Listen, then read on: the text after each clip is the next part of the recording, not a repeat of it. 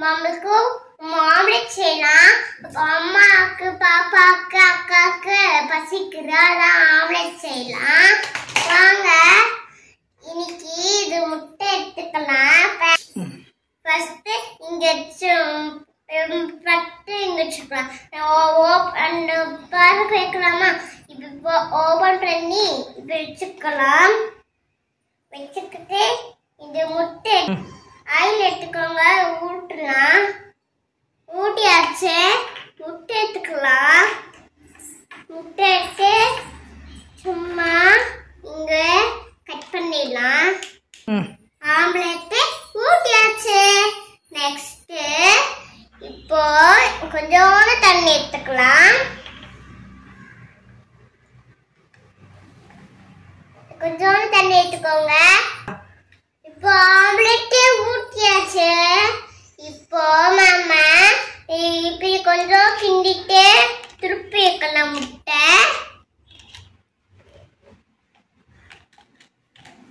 முட்டை திருப்பி வச்சு கொஞ்சோண்டு க்ளோஸ் பண்ணிடலாம்.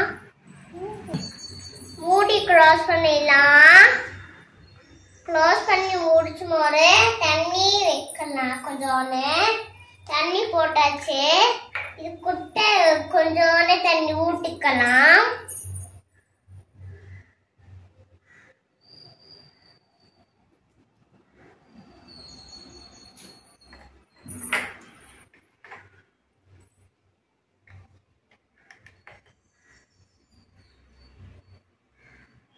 தண்ணி ஊட்டியாச்சு.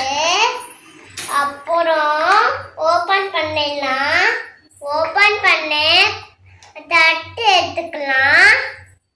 தட்டு எடுத்து ஆஃப் பண்ணி வச்சிடலாம். ஆஃப் பண்ணி வச்சு திருப்பி வச்சிடலாம்.